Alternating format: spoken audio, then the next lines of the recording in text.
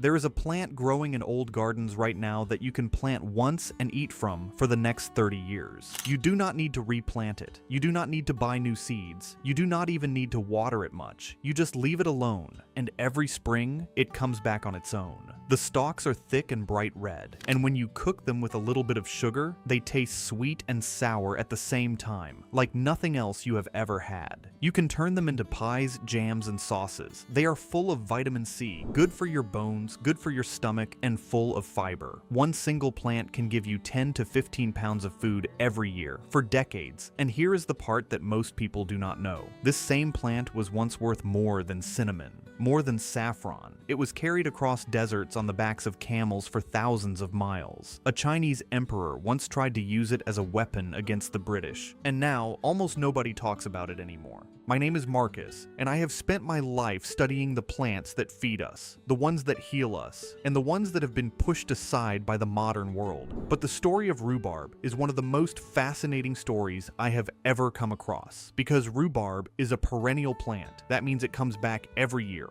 all by itself. You plant it once, and it grows back year after year, decade after decade. A rhubarb plant can live for 20, 30, or even 50 years. I have heard stories from gardeners who have rhubarb plants that are over 60 years old, still producing thick, bright stalks of food for the families that planted them so long ago. Think about that for a moment. A grandmother plants a rhubarb patch in her garden, and her grandchildren, and even her great-grandchildren, can still be eating pies from that same patch decades later. It is a plant that connects generations. It is a plant that keeps on giving long after the person who planted it is gone. But where did this amazing plant come from? And how did it go from being one of the most valuable things in the world to being something that most people walk past without a second look? The story of rhubarb begins a long time ago, on the high cold plains of Tibet and the mountains of western China. Scientists who have studied the genes of rhubarb believe that it first grew on the Tibetan Plateau, one of the harshest places on Earth. It is a land of freezing winters, thin air, and rocky soil, and yet rhubarb thrived there. It grew strong and tough, with deep roots that could survive the coldest winters and thick stalks that could push through the frozen ground every spring. It was built for survival.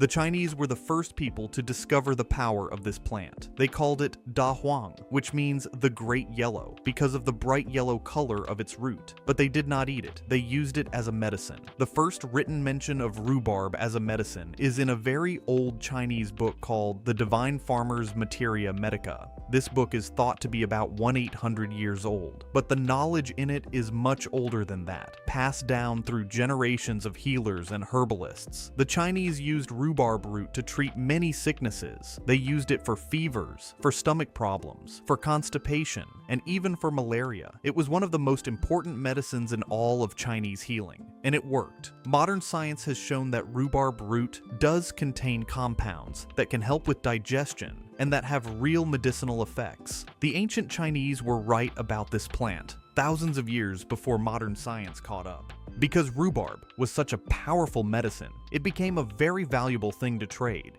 And so it began its long journey from the mountains of China to the rest of the world, traveling along the famous Silk Road. The Silk Road was not really a single road, but a huge network of trails and paths that connected China with Central Asia, the Middle East, and Europe. For centuries, goods like silk, spices, gold, and tea traveled along these routes, carried by long caravans of camels across some of the most dangerous land on Earth. And one of the most valuable things in those caravans was rhubarb root. It was so valuable, so sought after, that the finest quality rhubarb was more expensive than cinnamon or saffron, two of the most prized spices in the world. Imagine that, a root from a plant that grows in the mountains of Tibet, worth more than gold-colored saffron. The journey of the rhubarb was a long and difficult one. It was harvested in the mountains of Qinghai and Gansu provinces in northwestern China, the same area where the famous explorer Marco Polo saw it growing in the 13th century. From there, it was carried for thousands of miles across deserts and over mountain passes. It passed through many hands along the way. A farmer in China would sell it to a local merchant, who would sell it to a trader in Central Asia, who would carry it to Samarkand or Bukhara,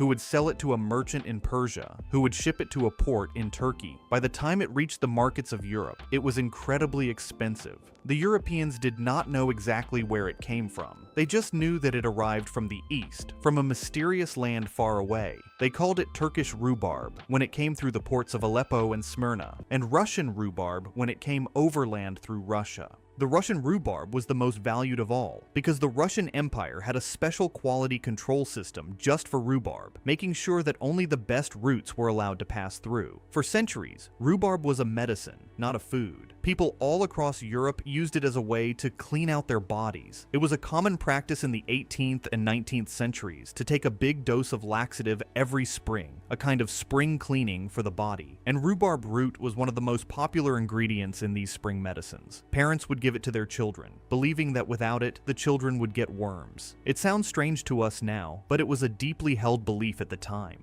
And this belief was so strong, so widespread, that it even became a part of one of the biggest wars in history. In 1839, Britain and China were fighting the Opium Wars. The British were selling huge amounts of opium to the Chinese people, and the Chinese government wanted to stop it. One of the most important Chinese leaders at the time was a man named Commissioner Lin Zexu. He was put in charge of stopping the opium trade, and he was looking for any way he could to put pressure on the British. He studied the British way of life, and he learned that they ate a lot of meat, and he knew that the British depended on rhubarb to keep their digestion working properly. So he came up with a plan. He wrote a letter to his superior saying, "Should we not withhold from the foreigners those valuable products of ours, without which they cannot live, rhubarb and tea?" He truly believed that if China stopped selling rhubarb to Britain, the British people would get so sick from constipation that they would have to give up the war. It sounds almost funny today, but it shows just how important rhubarb was at that time. It was not just a plant, it was a matter of life and death, or at least that is what people believed. So how did this powerful medicine, this root that was worth more than saffron, become a pie filling? The answer is surprisingly simple: sugar. For a very long time, sugar was also a luxury item, something that only the wealthy could afford. But in the 18th century, sugar plantations in the Caribbean began to produce huge amounts of sugar, and the price dropped. Suddenly, ordinary people could buy sugar, and they started to experiment with it. They mixed it with sour fruits and berries, and they discovered new flavors. And someone, we do not know exactly who, had the brilliant idea to cook the sour, tart stalks of the rhubarb plant with sugar. The earliest recipe we can find is from 1807 in a cookbook by a woman named Maria Eliza Rundle. She published a recipe for rhubarb tart that called for lots of sugar, and people loved it. The sourness of the rhubarb and the sweetness of the sugar created a perfect balance, a flavor that was unlike anything else. And so, the rhubarb pie was born. Rhubarb became known as the pie plant because that was its main purpose in the kitchen. Thomas Jefferson, one of the founding fathers of the United States, was one of the early adopters of rhubarb in America. He planted it in his famous garden at Monticello in 1809. He noted that the leaves were excellent as spinach, though we now know that the leaves are actually poisonous and should never be eaten. From Jefferson's time onward, rhubarb spread across America, becoming a common sight in backyard gardens from Maine to Minnesota. For generations, it was a beloved spring tradition. After a long, cold winter of eating preserved and dried foods, the first bright red stalks of rhubarb pushing through the soil were a welcome sign that fresh things were on the way. People made rhubarb pies, rhubarb crumbles, rhubarb jam, rhubarb sauce, and even rhubarb wine. It was the taste of spring, the taste of home, the taste of a new beginning. But then, slowly, something changed. The world moved on, and rhubarb was left behind. Supermarkets started to sell fruits and vegetables from all over the world, all year round. You could buy strawberries in January and mangoes in March. People did not have to wait for the seasons anymore. They did not have to grow their own food. The convenience of the modern food system made the old rhubarb patch seem unnecessary. Why wait for spring when you can have any fruit you want, any time you want? And so, the rhubarb patch in the corner of the garden was forgotten. A new generation grew up that had never tasted a rhubarb pie, that had never pulled a bright red stalk from the ground and tasted its sharp, sour flavor. They were told that the leaves were poisonous, which is true. The leaves do contain oxalic acid, and you should never eat them. But this warning scared people away from the whole plant, even though the stalks are perfectly safe and incredibly good for you. And there is something else about rhubarb that most people have completely forgotten. In the old days, rhubarb was not just grown in home gardens. It was a serious crop, grown on a large scale, especially in England. In the 19th century, there was a region in Yorkshire, England, between the cities of Leeds, Bradford, and Wakefield that became known as the Rhubarb Triangle. At its peak, this area produced 90% of the world's forced rhubarb. Forced rhubarb is rhubarb that is grown in the dark, in heated sheds during the winter months. The plants are first grown outside for 2 years, building up energy in their roots. Then they are moved into dark, warm sheds, where they begin to grow very quickly, reaching for light that is not there. The result is stalks that are more tender, more sweet, and a beautiful bright pink color. The growers would harvest the rhubarb by candlelight because they believed that any other light would stop the growth. It was a remarkable technique, developed over generations, and it produced some of the finest rhubarb in the world. At its height in the 1940s, the Rhubarb Triangle had over 200 growers. Today, there are only about a dozen left. The industry has shrunk, not because the rhubarb is any less wonderful, but because people stopped buying it. They moved on to other things, to fruits that were available all year round, to foods that were easier and faster to prepare. And that brings me to something that most people do not know about rhubarb. It is not just delicious, it is also very good for your body. Rhubarb is rich in vitamin C, which helps your body fight off sickness. It is rich in vitamin K, which is important for your bones and your blood. It is high in fiber, which helps your digestion work properly. And it contains calcium, which keeps your bones strong. Modern scientists are also studying rhubarb for some very exciting reasons. They are looking at compounds in rhubarb that might help fight cancer by causing sick cells to destroy themselves. They are studying rhubarb as a possible treatment for Alzheimer's disease and other brain conditions, and they are testing it as a natural way to fight harmful bacteria. The ancient Chinese knew that rhubarb was good for you. They just did not have the science to explain why. Now we do, and the results are remarkable. But here is what really bothers me about the story of rhubarb. It is a plant that produces food for decades without being replanted. It needs almost no care. It does not need to be sprayed with chemicals. It does not need expensive fertilizers. It does not need to be watered much once it is established. It just grows year after year, giving you food for free. And that is exactly why the modern food system has no interest in it. Think about it. If you plant a rhubarb crown in your garden today, you will never need to buy rhubarb again. You will never need to buy seeds again. You will never need to walk into a store and pay for this food again. For the next 30 years, it is free. And that is a problem for an industry that depends on you coming back to the store every week, every season, every year. A plant that feeds you for free is not a product. It is a threat to a system that needs you to keep buying.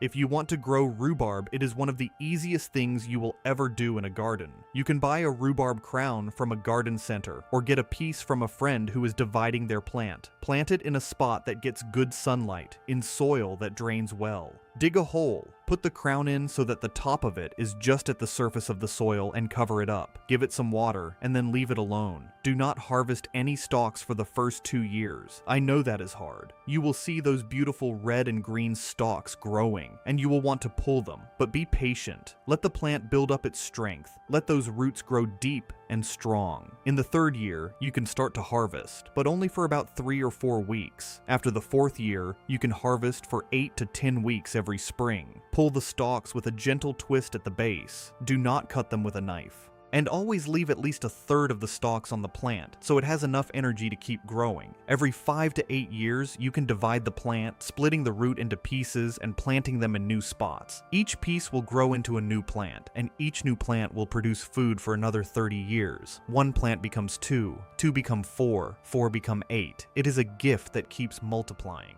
I have a rhubarb patch in my own garden that I inherited from my grandfather. It is over 50 years old, and it still produces a huge harvest every spring. When I make a pie from those stalks, I am not just making a dessert. I am connecting with my grandfather, with his hands in the same soil, with his patience in letting that plant grow strong. I am tasting the same flavors that he tasted half a century ago, and I am carrying on a tradition that I hope to pass on to my own grandchildren someday. Have you ever grown rhubarb? Do you have a rhubarb patch that has been in your family for years? I would love to hear your stories in the comments below. The story of rhubarb is a story about what we have lost. We have lost our connection to the seasons, to the land, to the simple act of growing our own food. We have traded patience for convenience and tradition for speed, but the rhubarb plant is still here. It is still waiting in the corners of old gardens, still pushing its bright red stalks through the cold spring soil, still offering its gifts to anyone who is willing to accept them. It is a living piece of history, a bridge between the past and the future. It is a plant that was once worth more than saffron, that was used as a weapon in a war, that traveled thousands of miles along the Silk Road, and that now sits quietly in the background, ignored by a world that has forgotten how to be patient. But rhubarb is patient. It has been waiting for thousands of years. It can wait a little longer. The question is whether we are wise enough to remember what it has to offer. I sometimes think about what it means that we live in a world where a plant that can feed you for 30 years is considered old-fashioned, while a bag of chips that was made in a factory last week is considered normal. We have been taught to value convenience over quality, speed over patience, and newness over tradition. But the rhubarb plant does not care about trends. It does not care about marketing. It does not care about what is popular this season. It just grows. It just produces. It just gives. And it will keep giving long after the latest food trend has been forgotten. That is the power of a perennial plant. That is the power of rhubarb. And that is the power that you can have in your own garden if you are willing to plant one crown, wait 2 years, and then enjoy the harvest for the rest of your life.